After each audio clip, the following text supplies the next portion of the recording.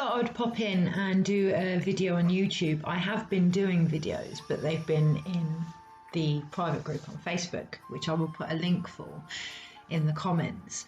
But I thought I would pop in and do a video on YouTube just because it feels like the energies are really starting to transition. That's the word that springs to mind, transition.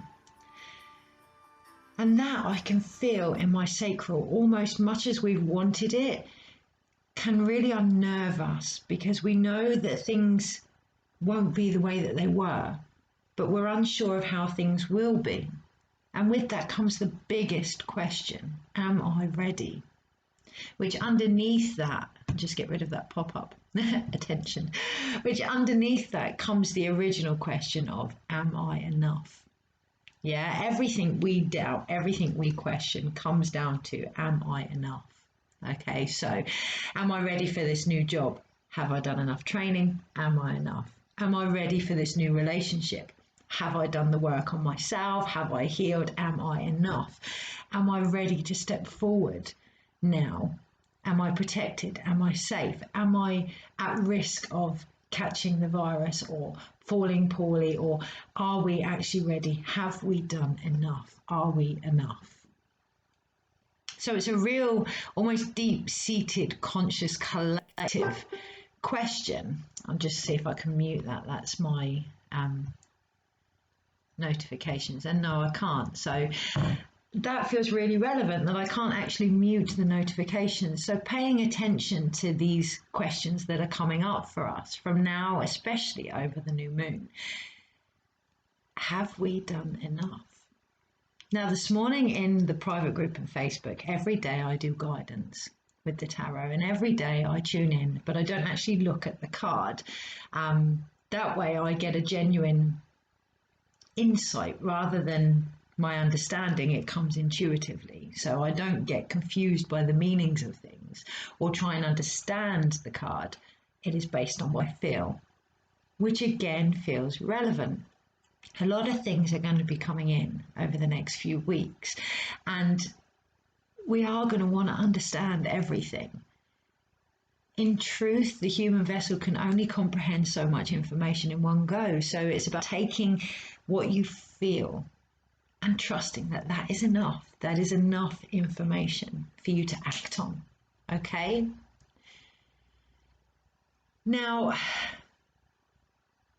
that kind of feels like the message really for the new moon, going with what you feel and trusting that that is enough in itself. The more we do that, the more we start to see the synchronicities, the more we start to see things pan out in front of us that we knew, of course, because we acted on it. And the more we start to then trust that intuition.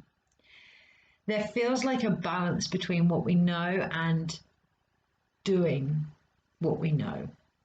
Stepping into who we are. And that I can really feel in my solar plexus.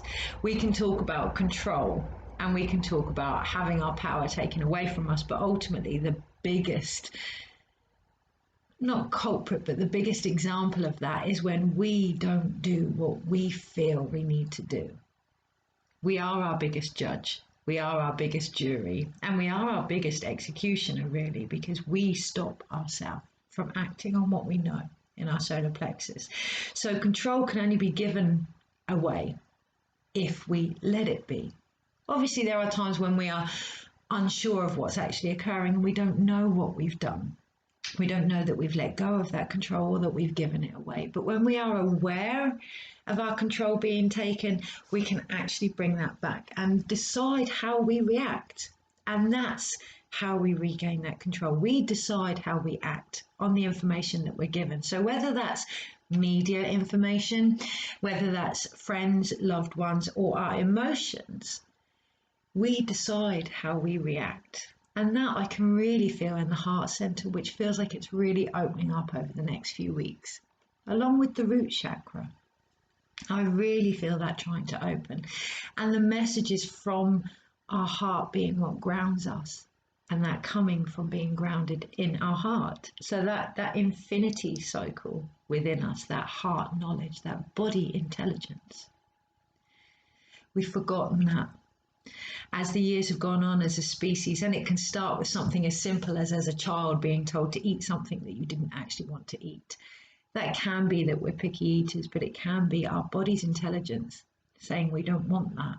And then we start to question that as the years go on, and we start to question our emotions and what we're feeling. And this wonderful knowledge that comes from our bodies, our hearts, yeah, our physical skin, every organ within us tells us something if we choose to listen.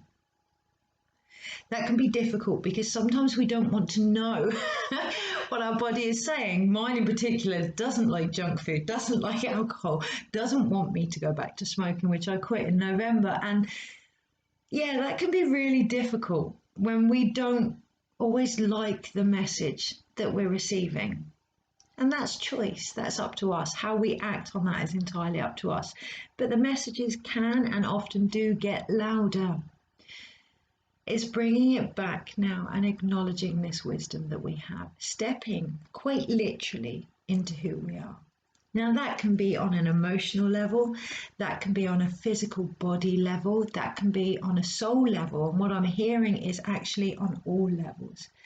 Because then we have the insight, then we have the guidance, and then we can cross the bridge between what we know and what we do and really solidify who we actually are. And in that, that's when we take back our light, our power, our sovereignty, whatever it is you want to call it. That's when we become stronger. I was going to say immune, but that feels like a little bit of a slip word at the moment. So that's when we become stronger in who we actually are, and we begin to trust ourselves. And that's really important, because in that space, we know that we are enough. And in that space, we stop repeating the same cycles that I can really feel in my solar plexus. So one of the energies that seems to be coming up for this new moon is, I haven't looked at the astrology yet, but very much karmically letting go of old stories, letting go of old cycles and old patterns. And ultimately, we decide when that is enough. Ultimately, we decide when we have learned enough. And how do we do that? By taking the medicine, by taking the lessons that we've learned and applying them to life, helping others along the way who may be at different stages of their own discovery. And how we do that has a great impact on the reaction collectively. So when we share something, be it our emotions or our knowledge, recognizing that it's an energetic transmission. Everything we do has energy, and in that sense, everything we do will be received as energy.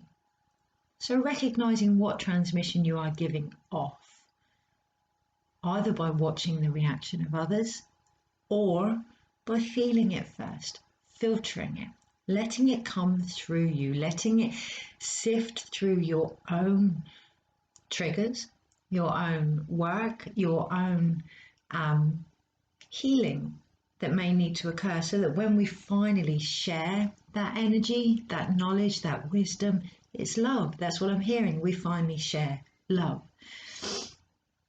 Love comes in many forms, and it isn't always light, and it isn't always happy. You can get tough love, you can get obsessive love, you can get infatuated love, but ultimately this is all love. Yeah, codependent love. It's branches of many, many trees, but it is all love. So it's about bringing that energy in, letting it heal, letting it shift whatever is triggering you, so that it comes through in the purest form of love possible. The trunk of love, if you will, not the branches of fearful love. Yeah, when we care for somebody, when we care for what is going to happen to the world, we can often forget that the world is an organism itself and can look after herself. We can often forget that people need to find their own truth. And we can almost step into a patriarchy or an authoritarian, I can never say that word, but almost that kind of energy. We must get this truth out because we care for you all and we want you to know the truth. Okay, step back, look at what's being triggered in yourself, and then just give it as pure love and let people find their own truth. Otherwise, we often risk stepping into the energy of the very thing that's repressing us. Yeah? So with that in mind, let's bring it back to I am enough. Really knowing that, really, when we step into that energy, anything that comes through is love.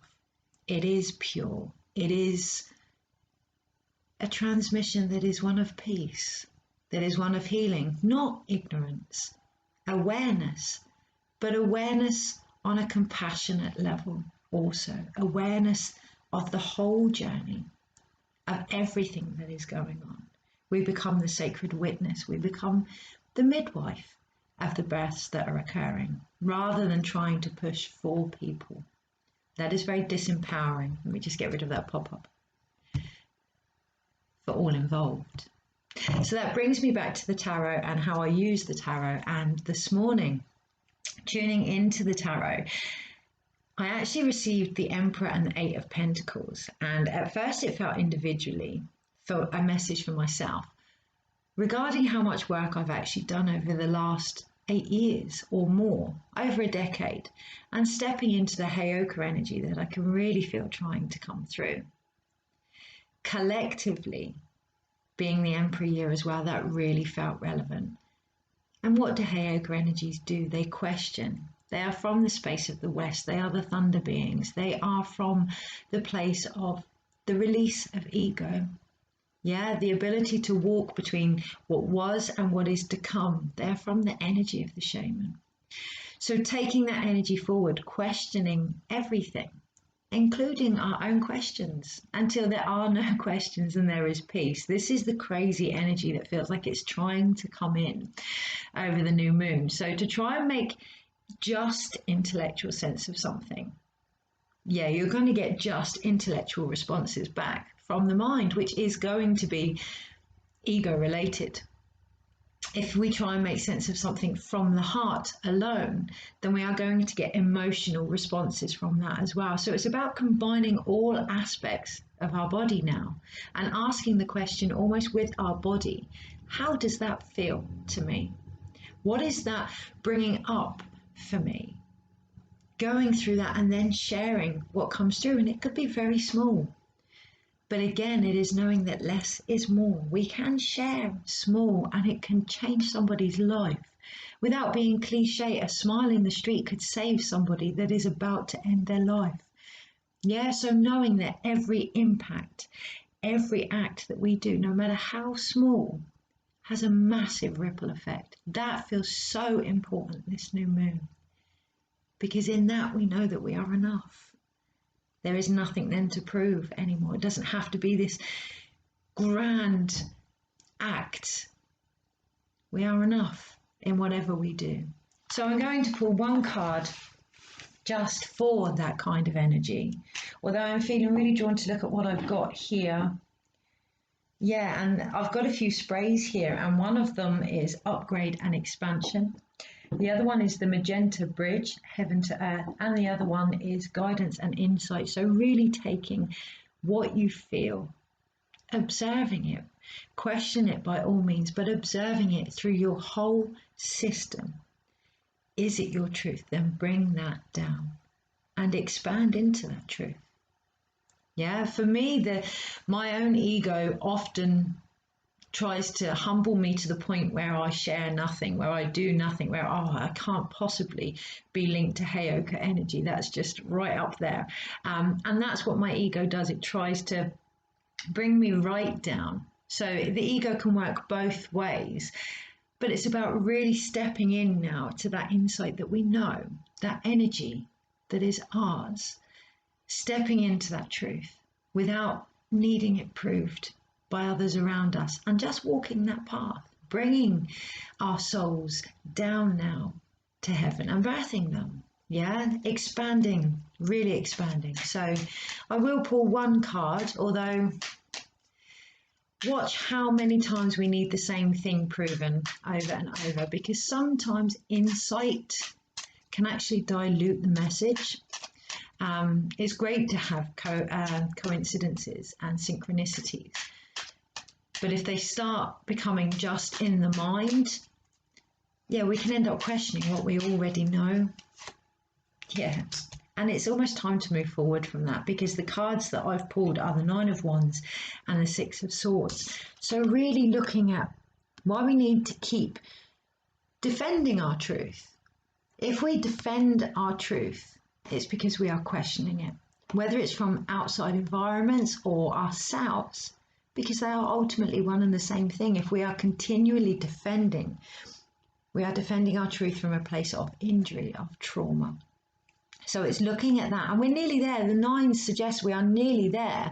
And it's sometimes good to have a boundary, a barrier between other energies and our own, so that we can find our own truth. But taking the one thing that you have discovered through all of this, you can see that this man has been through the wars, and we have been through the wars. I think everybody on one level or another has looked death in the face over this whole incident and really looked at things that need to change in their own life. Taking that one thing forward, what did you discover? For me, it has been the same thing over and over and over, that I am enough, that we are enough. Yeah, so that is the one thing I will be taking forward. The rest just point to that same thing. So what one thing have you discovered throughout all of this? Yeah, and taking that forward, because we have the Six of Swords, and this shows time to move forward now with our mental energy and our desires, and really crossing that emotional river now into smooth sailing. Okay, so all the things we have discovered, not getting rid of them, but using them to move forward. Because if we were to take all these swords up now, they're probably plugging holes in a boat that's keeping us going. And I find that collectively, that a lot of people want to almost, how can I put this, wake others up before they are ready to be woken. And that is their choice, to wake up when they need to wake up. One of the things we discover when we realize that things around us aren't quite what they seemed, one of the things we step into is the energy of fight or flight. And that's very stressful on the body, very stressful. We feel unsafe. When we discover something isn't true, we can feel really unsafe in our groundings and our footings. And understandably, human nature, I think it's cognitive dissonance, will, in order for survival, will shut down how much truth you can take in one go. And that's part of the process. So bit by bit, crossing the emotional waters here. Yeah, this is what we're aiming towards. Peace. Peace in what we know and who we are. And that's going to be different for everybody. And that's okay. That's okay. Yeah, it's just underneath all of that, we have the Magician, and we have that heaven to earth energy. Sharing the transmission, sharing the magic, sharing the lessons, looking at why we are doing that, from what energy we are doing that, because the Magician can be quite egoic sometimes, but also how we are doing that. Are we doing it in a balanced way with all of the elements in place? So our mind, our body, our spirit, are we really connected to our truth when we share? And stepping into that, because we create what we see and how we see it. Yeah, so ultimately standing in that. Okay, so I think that's it for now. I don't think there's anything else to be shared. Just having peace in who you are. Having peace in who you are, even in the moments when you're unsure of who you are. Having peace in that, knowing that it's part of the process and respecting that process. I think that's everything. So that's nearly 20 minutes. I think that's long enough. Take care. Take care, everybody. Bye now.